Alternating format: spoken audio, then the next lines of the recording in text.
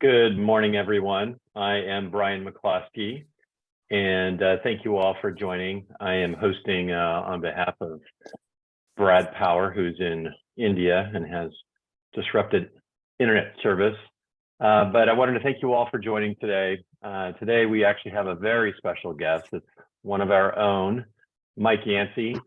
And as you all are familiar, Mike has really been trailblazing the use of diagnostics in his treatment. And he's going to share with us his story of where he's been and how he's doing and where he's going. And so super excited to have Mike present today, and also want to thank him for doing this. And also want to thank him for just being a leader amongst us. He's done some things that many of us haven't had a chance to do, and I'm honored to have him be part of the group and present his story. So Mike, I'm going to turn it over to you. Okay, let me see if I can get the screen sharing going here. Here we go, and I think I'm pretty close there. See if it worked. All righty, let me put it into presentation mode, and hopefully everyone can see that.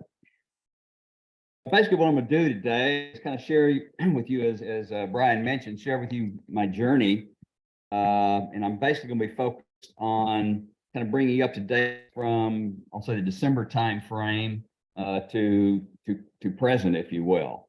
And so with that, let me see if I can move to the next slide here. So let's keep this interactive. Hey, Mike, we are not seeing your slide, by the way. Okay, let's see here. Brian, you got any recommendations as to, let me look at something else here. So Brad, do you have that set up so that multiple people can share? I don't have that control, unfortunately.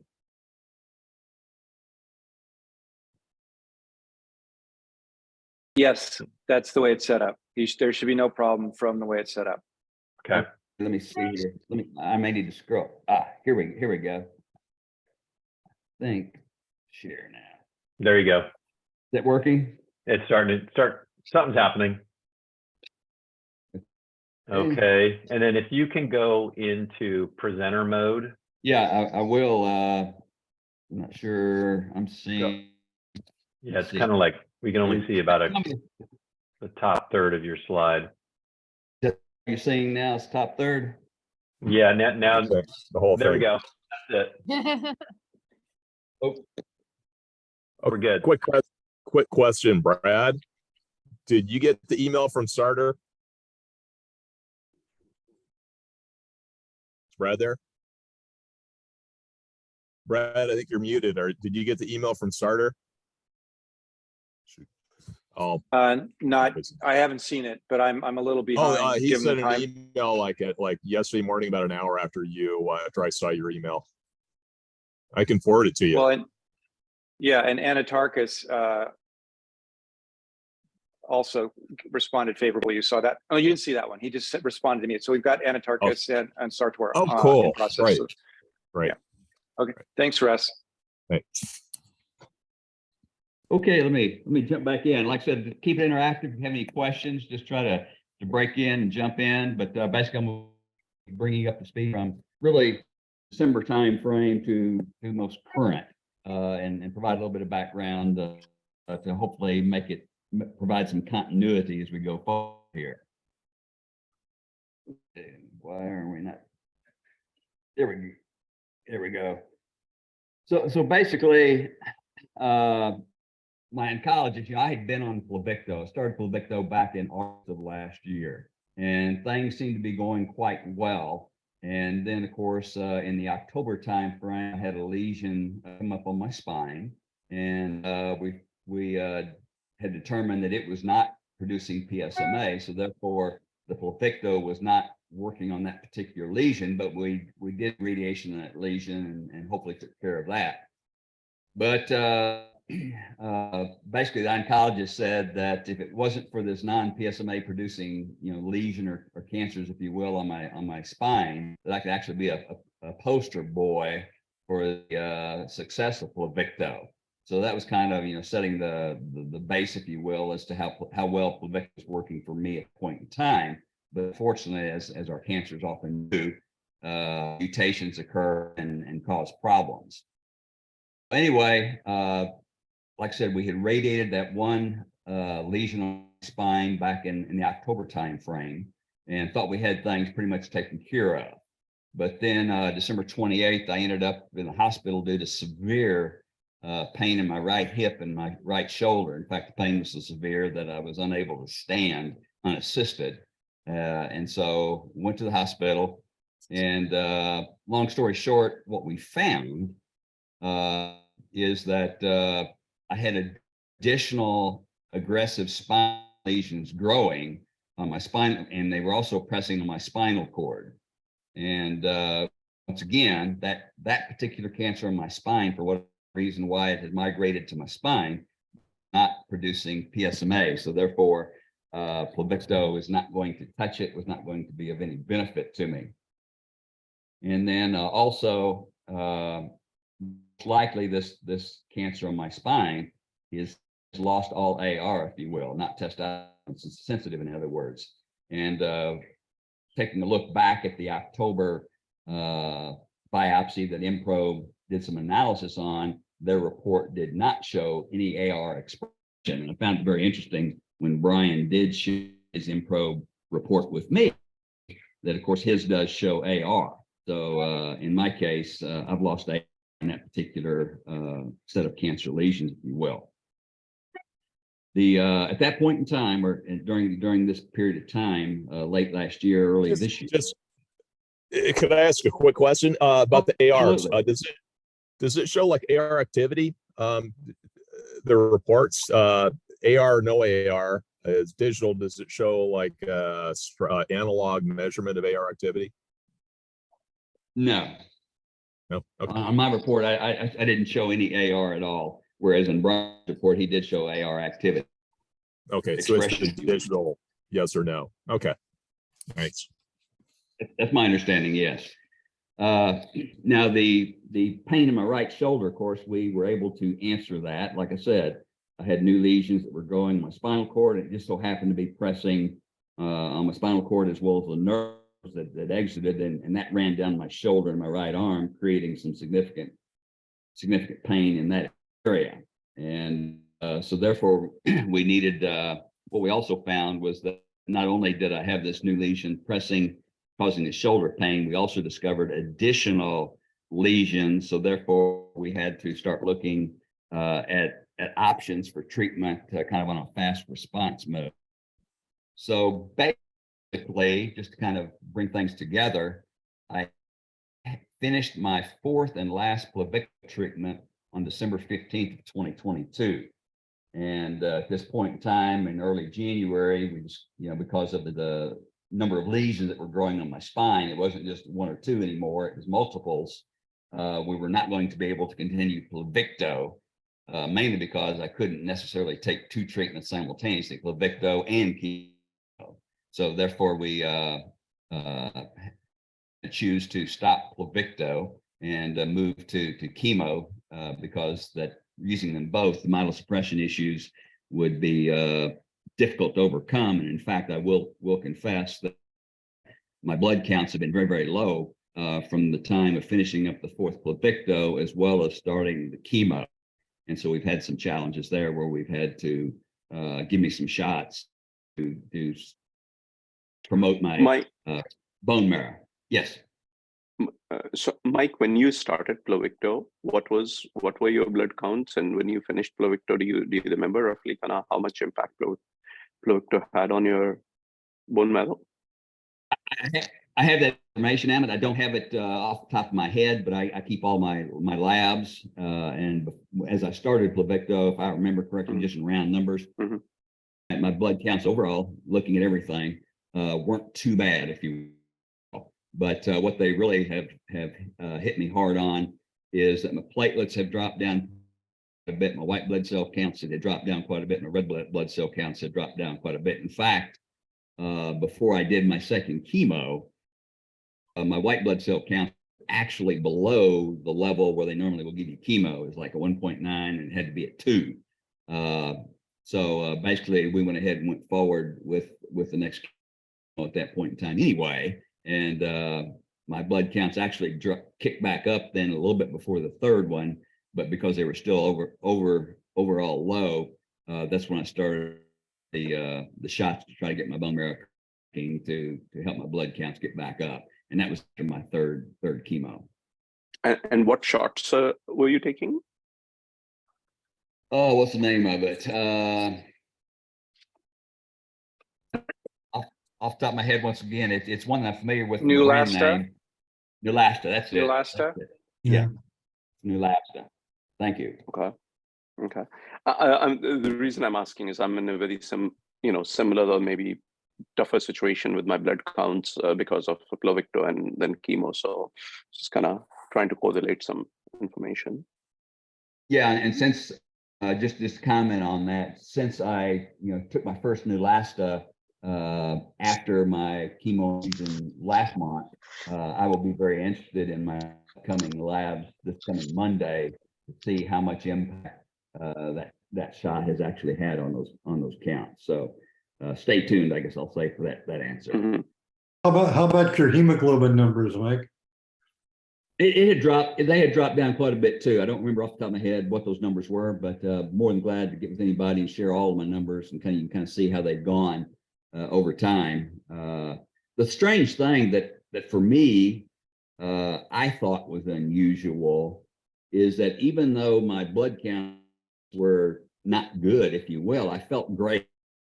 In fact, during this time, I was walking 3 miles every other day. I was swimming 45 minutes per day nonstop, and I was all lifting weights. And so I was surprised at how low some of those numbers were, especially with respect to the white blood, red blood counts, etc. So anyway, even though I felt good, unfortunately, my body wasn't responding from a blood perspective accordingly.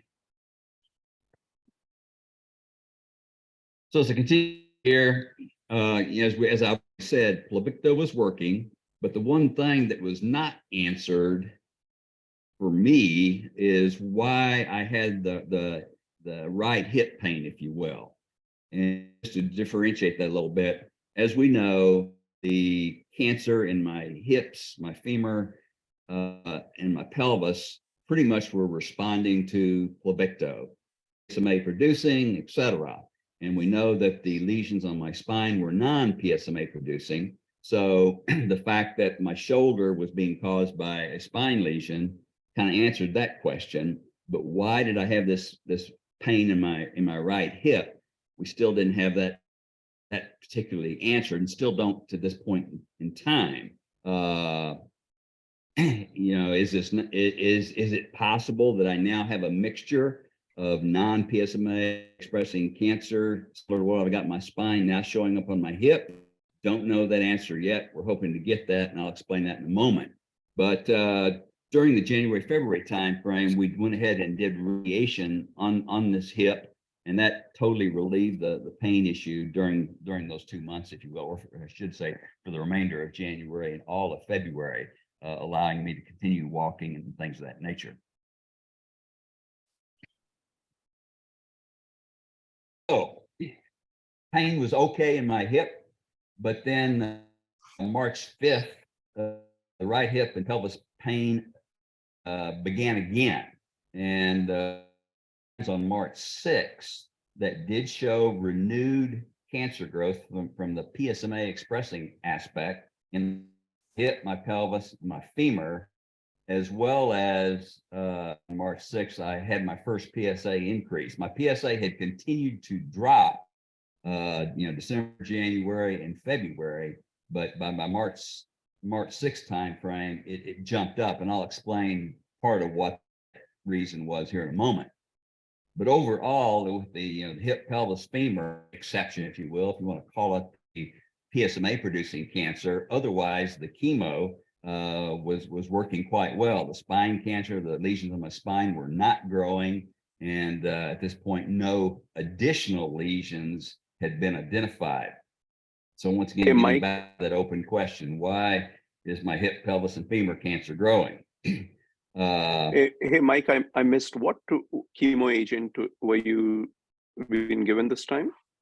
Yeah, and I was going to I get to missed that, but basically, we chose because I had a biopsy done on one of the lesions in October on my spine, and basically based upon mProbe's analysis and their report, they found that I had high levels of the protein TOP2A, TOP2A, and so their analysis recommended that we use a topicide as opposed to what normally would have been used, which would have been Taxol and carboplatin. Now, I will admit that my oncologist was more than willing to utilize a topicide, but he also wanted to add to that carboplatin. So I'm currently using a topicide and carboplatin. And that all seems to be working quite well. But we're not quite sure why the hip issue is coming up specifically in December. And the reason for it, the pain and the problems I have in March, very probably is due to cancer being hormone sensitive, and the results of which I'm going to refer to at the moment as a test. Now, what was that test? Well, I'd like to try things. I like to see what happens when you do things that are different from what historically has been used in the medical community.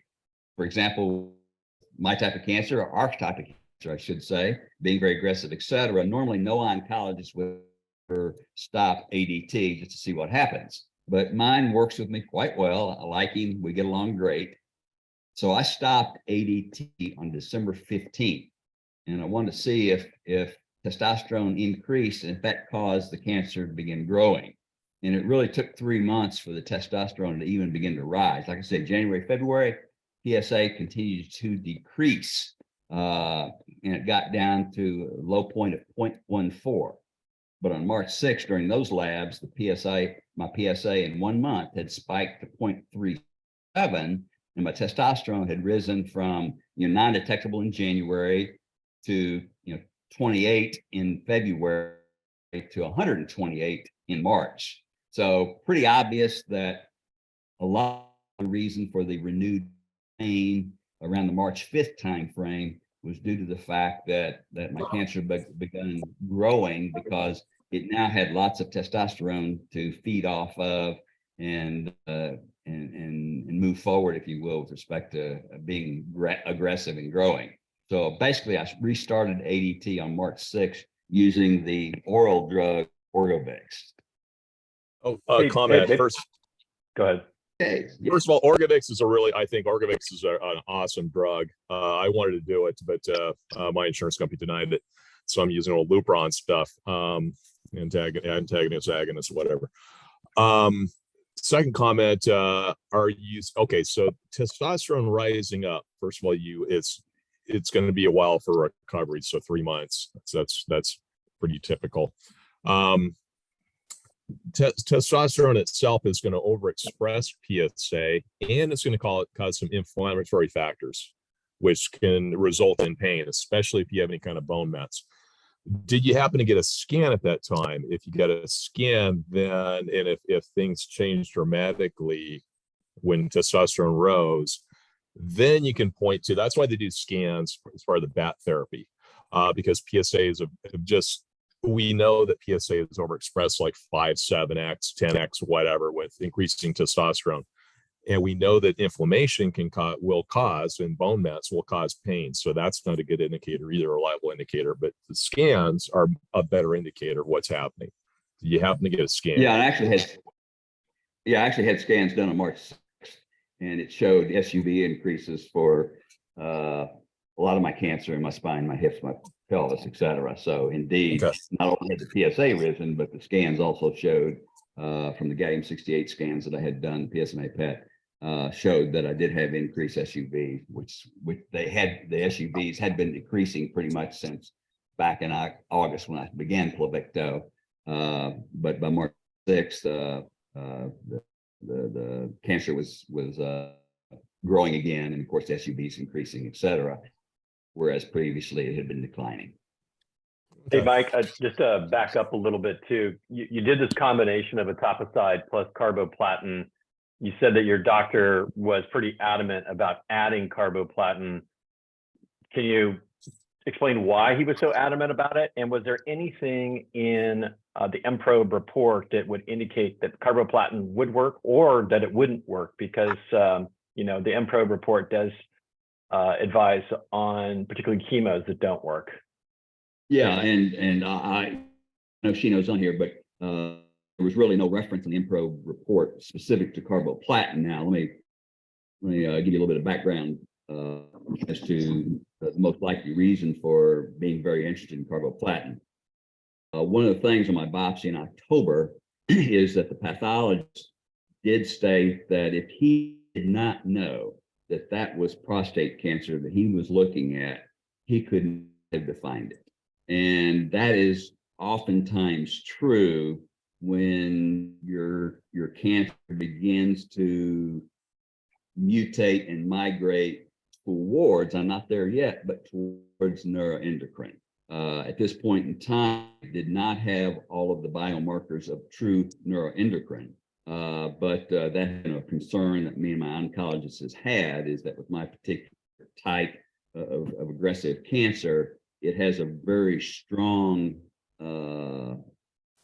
tendency to move towards cell/neuroendocrine. So with neuroendocrine, the platinum-based chemos are some of the best options, even though when we say best option, no option is really good with neuroendocrine, but the platinum-based chemos seem to at least have some impact. So I'm pretty confident that's a main reason why he went ahead and recommended we added carboplatin to my etoposide. Got it. Thank you. Okay. This slide here, just a quick brief, just kind of showing how my PSA has gone, and of course, that towards the end here on the right side, you can see where it had declined to 0.14, and then of course jumped up very quickly between February and March with out the ADT to 0.37, if you will. But as you can see, if you just glance at this real quickly, I actually began my Pluvicto on August 9th. So you can see my PSA was, as high as it has been since I was diagnosed. Now it was much higher at diagnosis. It was in like 50 when I was diagnosed in July of 21. But we also know that my cancer, based on the amount of cancer lesions that I have, I don't put out a lot of PSA. So it's really a reference point. So for me, a tenth or a couple of tenths of a point movement, in a lot of cases with other people, they may see movement to the magnitude of 10, 20, 30, if you will. So we just have to use it as a reference point. But as you can see here, I started Pluvicto. Shortly after I started, I kind of reached my peak, if you will, and then it has been dropping ever since until I stopped at ADT, and it kicked back up in March. So that's the main reason I threw this in here for you to see. So as I've already mentioned, we restarted ADT. Now, a real comment is that prior to beginning Orgovix, this time I had been on Lupron. I did try to go to Orgovix in November of last year. And once again, being a front runner, if you will, discovered an issue with some heartburn drugs I've been taking for about 5 years. I take a drug called Proteomics. That happens to be what they refer to as a PGP inhibitor. And at that time, the manufacturer of Orgovix really didn't highlight those type of conflicts. It wasn't on their website at that point in time. And because of my identifying the fact that with the PGP inhibitor, what was happening is the Orgovix was getting into my system, but it was not being metabolized as fast as it should be. And so therefore it was building up.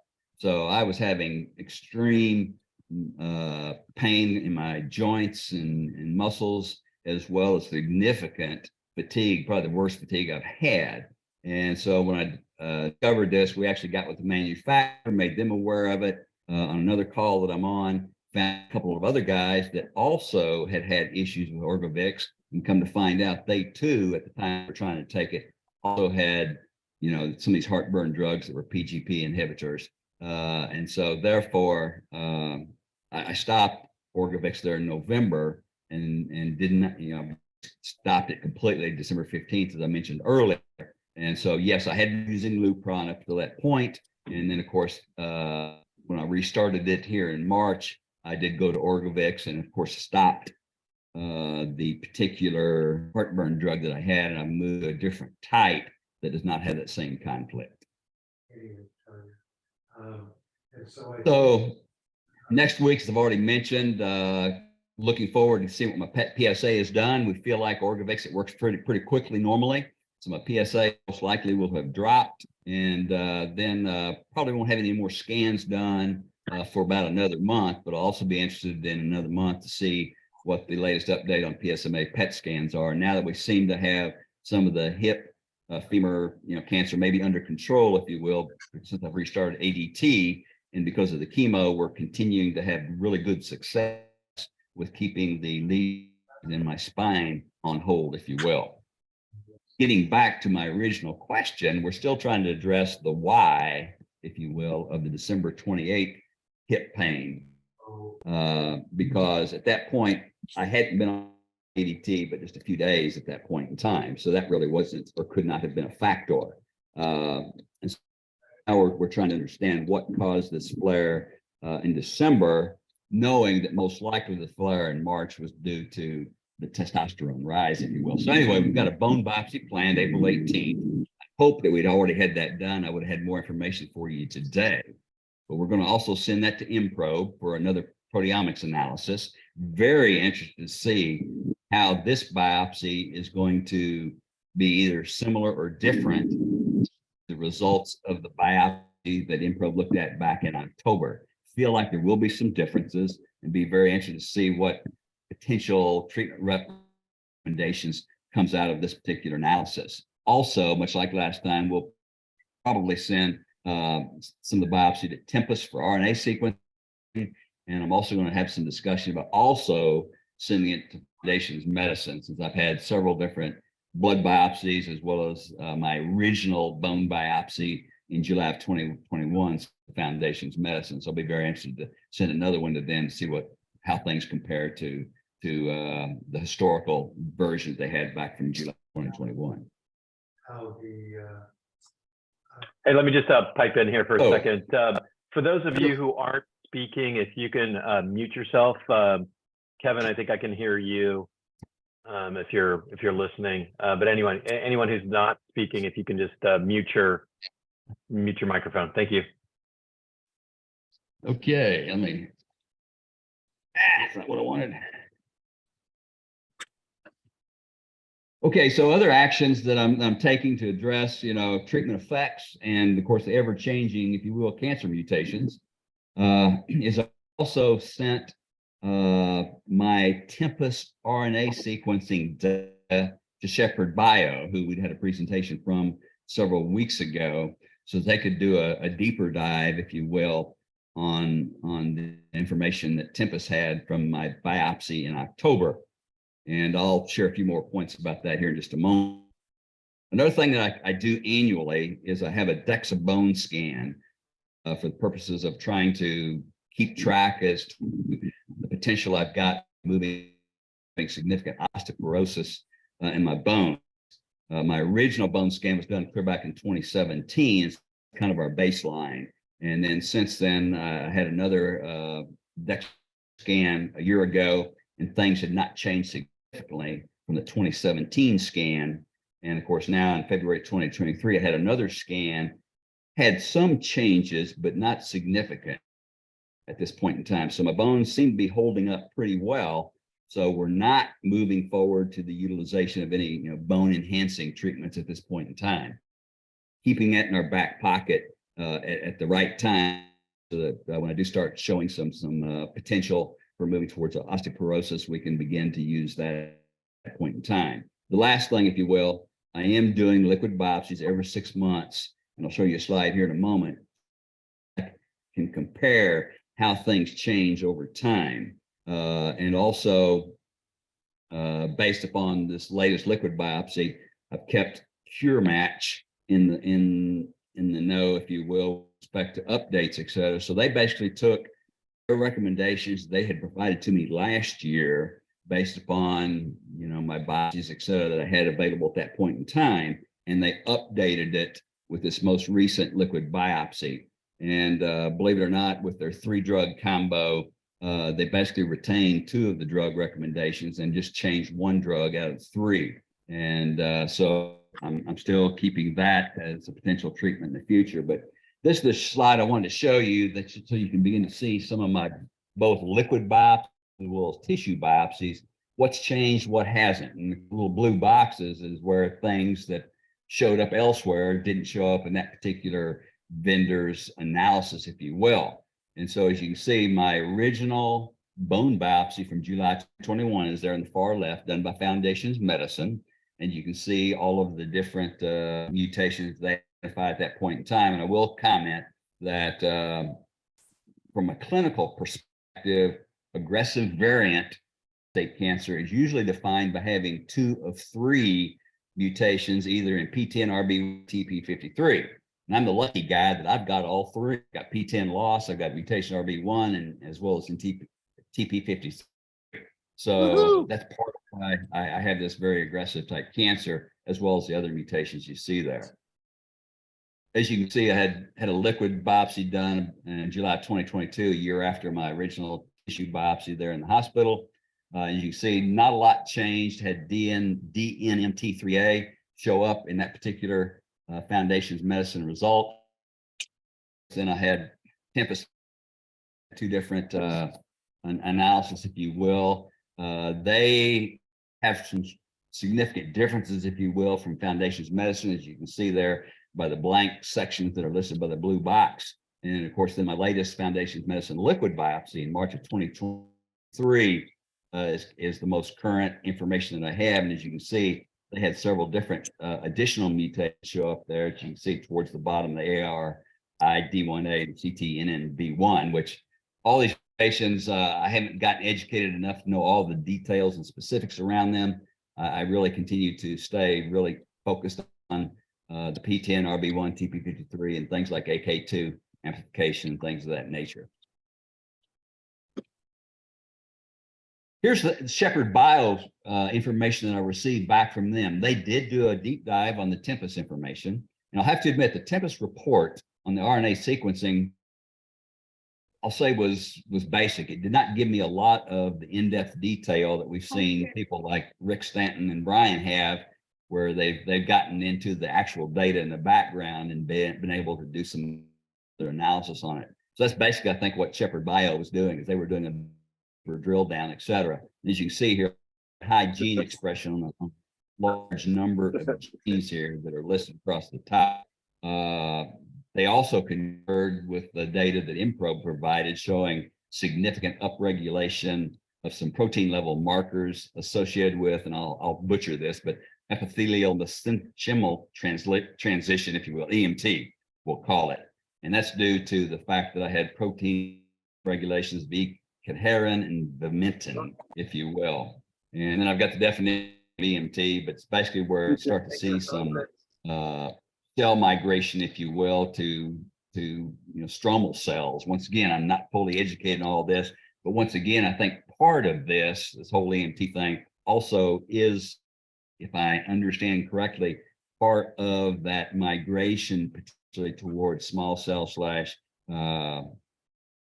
endoneuracrine.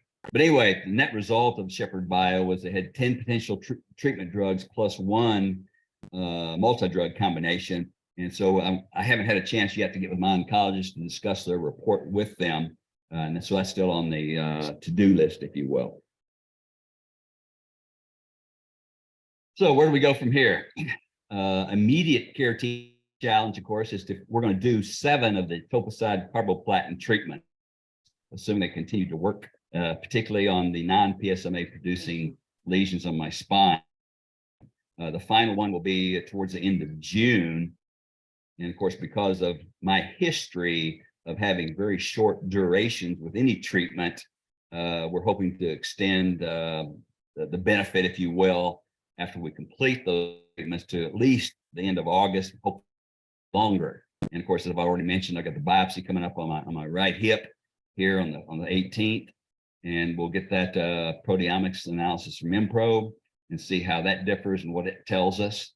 And one thing I was planning on doing, and I've mentioned on this call before, because I'm one of the few strange people that still have their prostate, my plan has been to, at some point, potentially do a prostatectomy, maybe not aggressively, but do one nevertheless to get more tissue to potentially send to S engine or some of these other places that require much greater amounts of tissue, if you will, to do testing. Talked with the urologist here a few weeks ago, and he kind of crushed my hopes, if you will. He said that there have been so few surgeries done on people that have done Pluvicto and still have their prostate, if you will, that he was very reticent to ever try to do it. He said because didn't know what we'd run into. And of course, knowing full well that my intent was, since it's not going to be curative, we wanted to minimize how much we tried to, get slim margins, et cetera, and have incontinence issues, et cetera. And he was very concerned that even being very conservative, not knowing what we might run into, that we could create those, bad quality of life issues. So he did not recommend it. So that's pretty much off my radar at this point in time as a option for getting significant tissue for analysis. For immediate care, also find better treatments for hip pelvis. Hopefully in another few weeks, we'll have some good information there. What's my expectations? Once again, gain at least 2 to 4 months durability for every treatment we try. That's kind of been my average. So we'll keep pushing for that. The big question, Hey, Mike. is, yes. So this spine lesion that you're trying to kind of take care of with the carboplatin and etoposide, why not radiate that? I mean, it's a kind of contained lesion. You know exactly where is it. Why not radiate it? Well, it was a small number of lesions, 1 or 2 initially, and we did radiate the initial one. The problem now is they were popping up so fast that radiation was not really an option. It was going to be too much radiation on too many lesions that continued to pop up time after time, and so that's why we chose to go towards the chemo route. Okay, and carboplatin is pretty high in myelosuppression. So I would love to kind of understand how your graph of cell counts is progressing. I mean, I'm on carboplatin, and after a couple of doses, I'm basically on hold now from treatment because my cell counts, so myelosuppression is too high. But I also have disease in the bone marrow, so my bone marrow capacity is kind of gone down. But I would love to see kind of your trend chart on your cell counts and stuff with each of the chemos. Sure, I'll in fact, I'll send that to you, Emmett, and also put it out there on Circle, so anybody else who has some interest can see my sheet. It's pretty detailed, if you will. So it'll all be there, thanks. not in a graph format, but at least the numbers are there, so you can see those. Okay, thanks.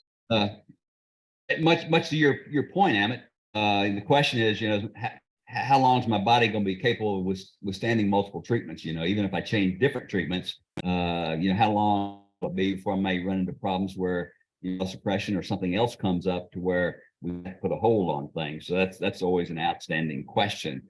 And of course, the other thing, as far as expectations go, all my doctors, my palliative doctor, my medical onc, my rad onc, they all have the priority understanding that they got to keep me healthy enough for my planned 11,000-mile round trip motorcycle ride to Alaska during the month of July.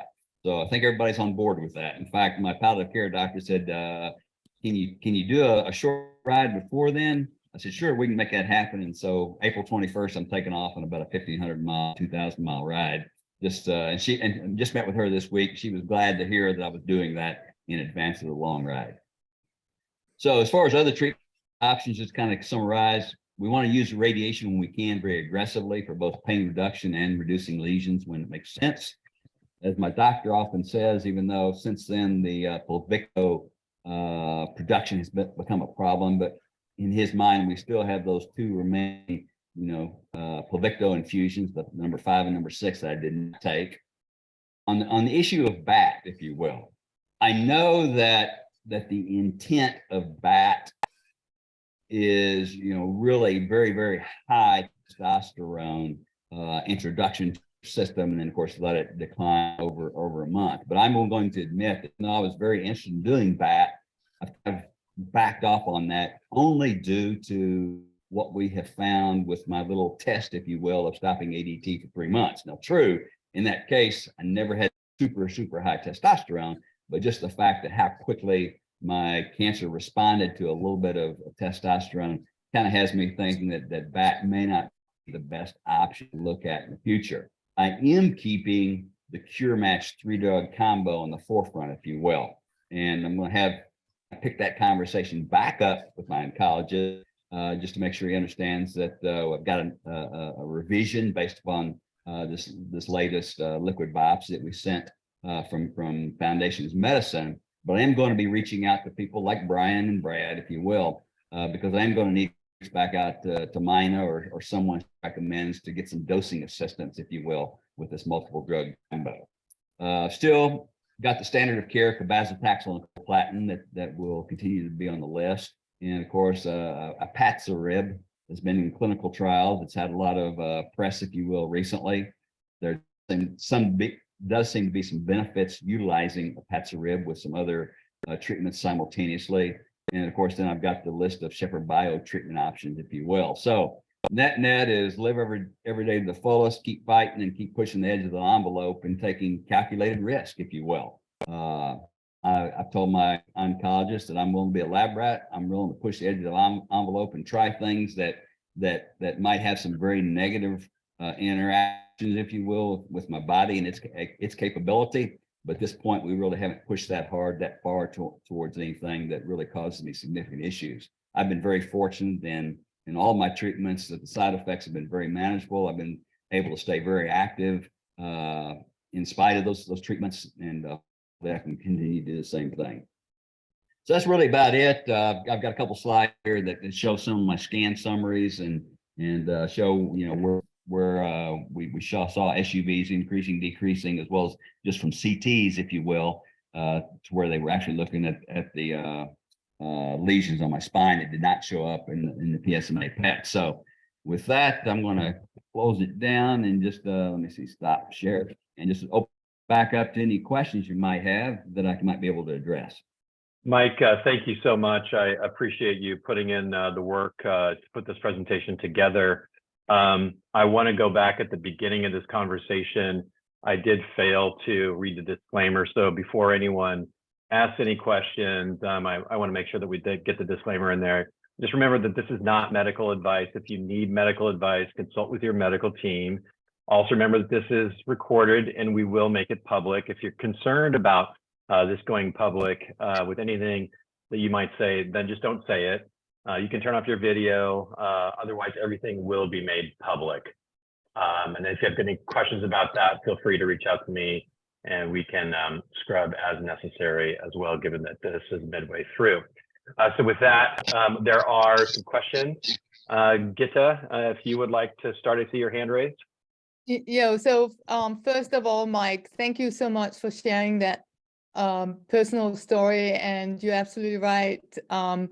Hang in there, and you're doing all the right things with testing new ways to find better treatments. In the Shepherd list, there were several options, as I just could see it, just scanning it, that I found very, very interesting. So one of them were upregulated kinase inhibitor, CDK6, I think it was, that for which there is a drug approved for metastatic breast cancer. There's also some, I would say, convergence between some of the, I think it was PTEN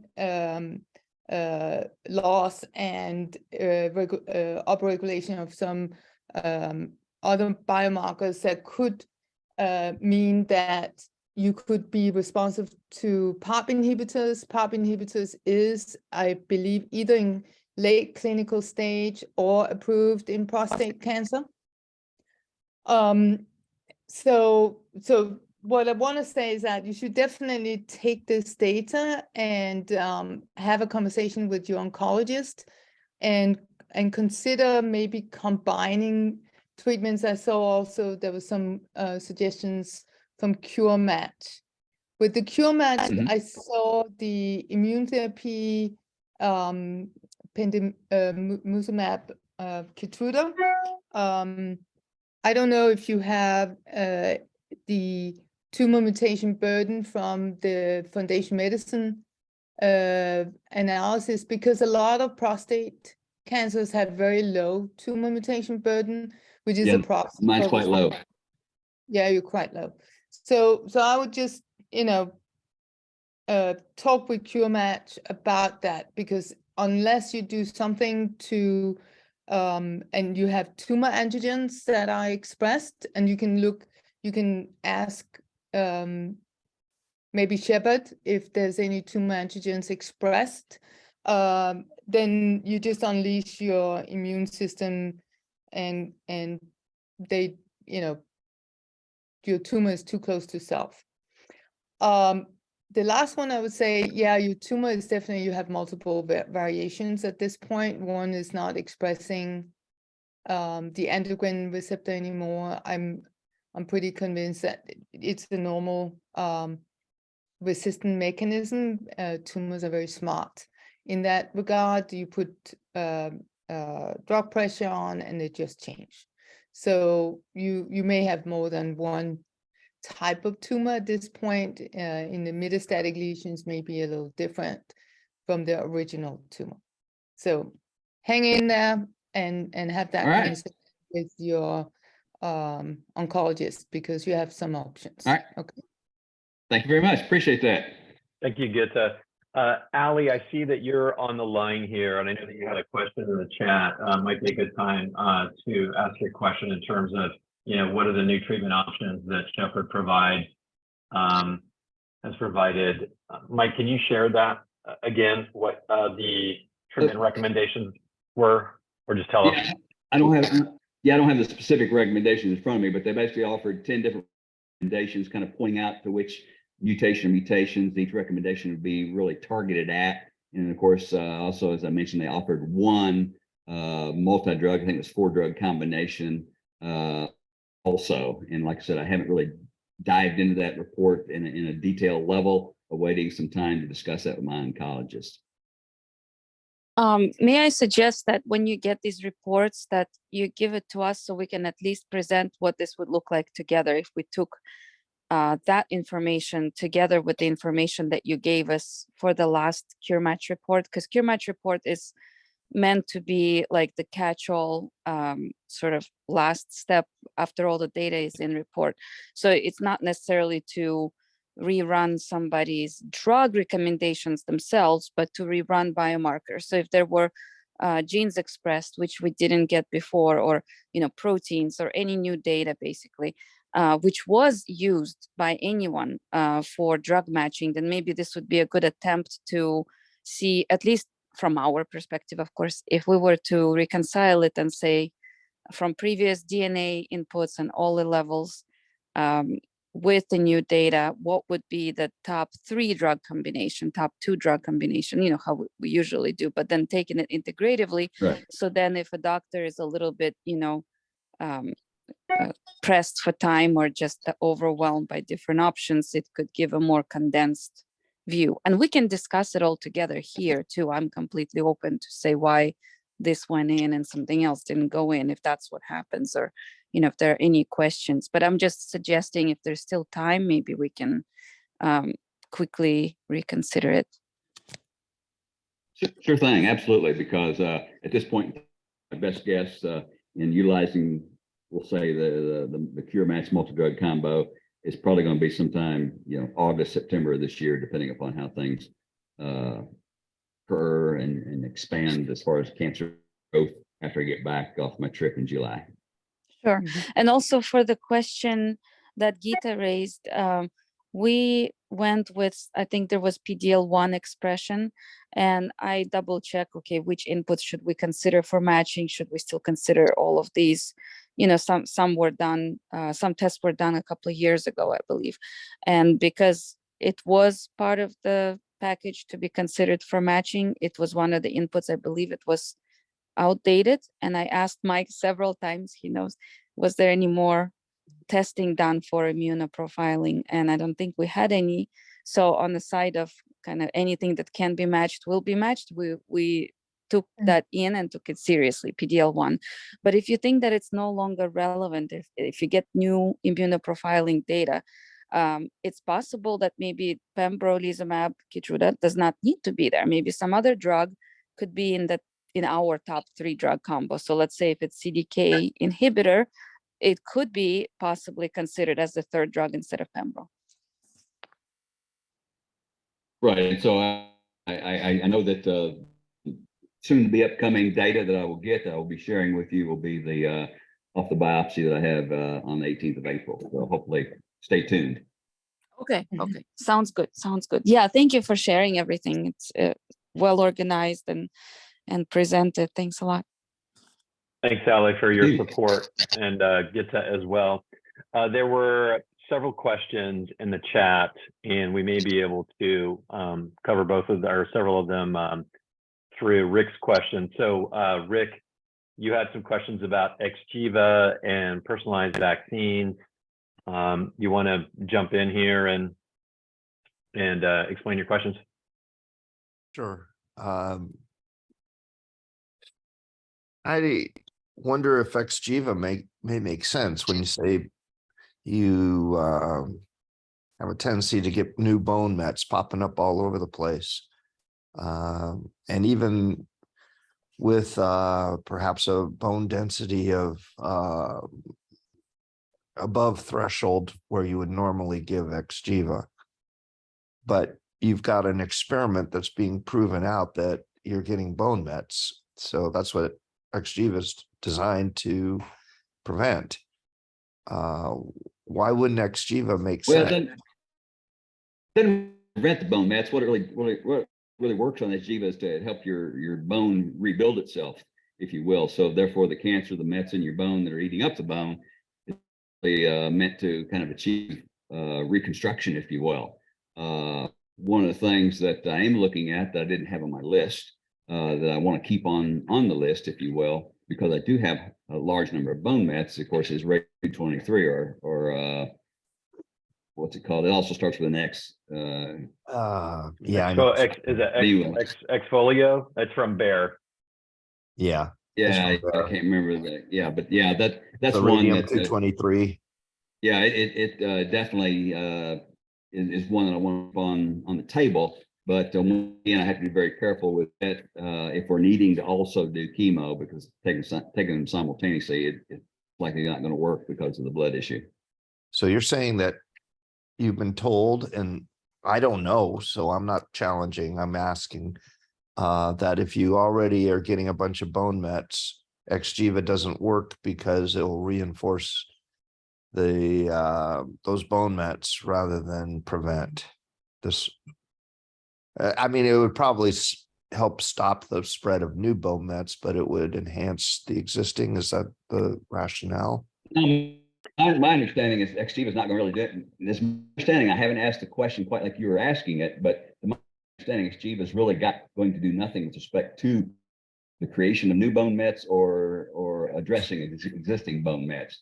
My understanding is mainly just meant to help your bones overcome the damage that those bone mets are doing. No, That's okay. That's my understanding too, Mike. I'm on Zometa, which my understanding is when things are getting bad, or to try to prevent fractures and to strengthen bones, right. But it's not treatment related at all. It's a preventative to keep the bones stronger. Yeah, I think that's my understanding as well.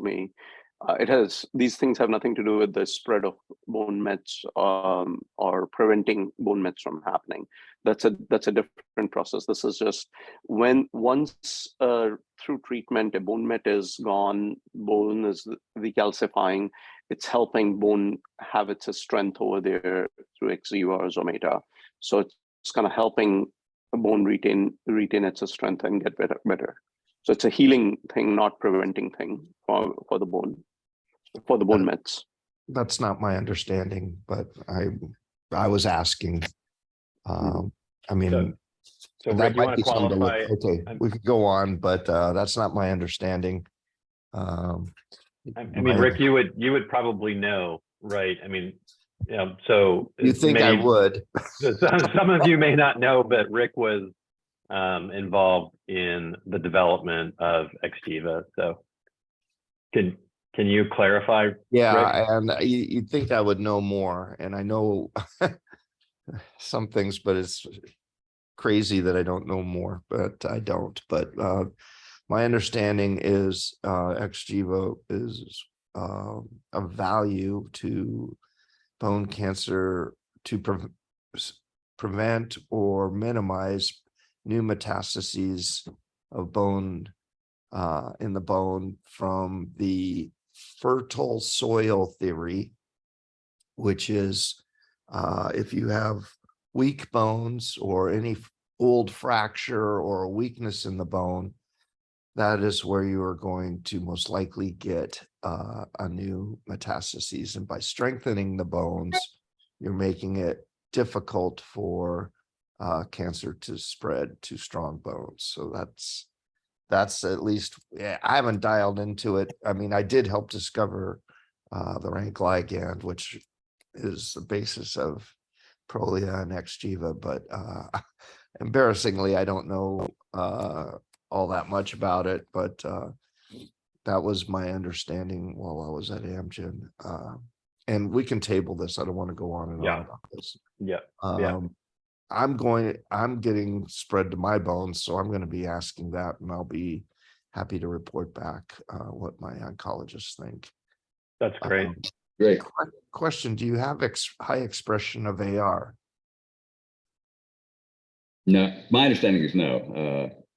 I'll answer that way. I really haven't dived into that question specifically, but to my knowledge, all I can answer you is I seem to still have some AR in the hip, pelvis, etc., but none in the lesions on my spine. Great. We should. I would recommend looking at that number. Like, do you have a normalized number? Is it super high, kind of high, and that would be a direct leading to an answer. Would you respond to BAT? Yeah, level of reports that I have don't show anything with respect to AR, so I can't answer that question. Even though you're a guy, you can dive into it. I can't. Can you follow up on that, or is that easy for your company? For QMAT, say that again. I assumed I want to apologize for one second because I was getting ready for my next call. What was the question? Can you comment on Mike's AR expression, either off the cuff or later? Yeah, off the cuff.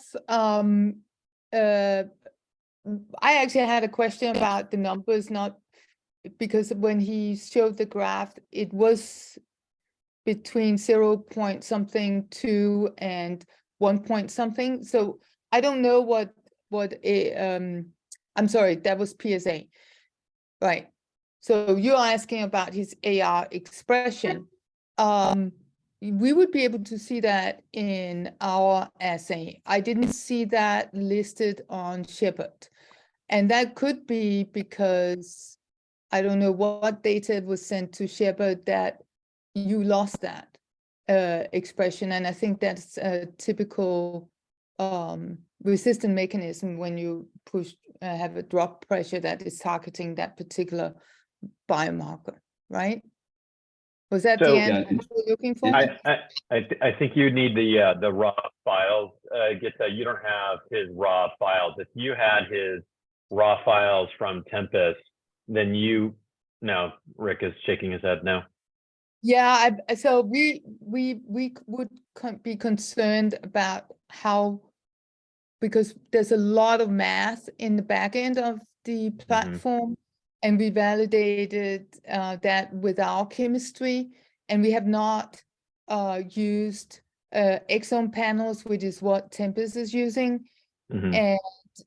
And the few panels we used have not been very effective. We haven't used their panel, so I can't speak to that.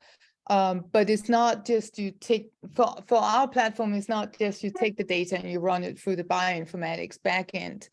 It will require that we get the slides sent, and we'll be happy to do that. Yeah, so that's all I Okay. can. We prefer to get a recent biopsy or whatever material you have in store from older biopsies. Great, Okay. that's helpful. Yeah, thank you, get this. We are at the top of the hour, and so I'm going to ask Brad to stop the recording, but as always, we welcome folks to stay on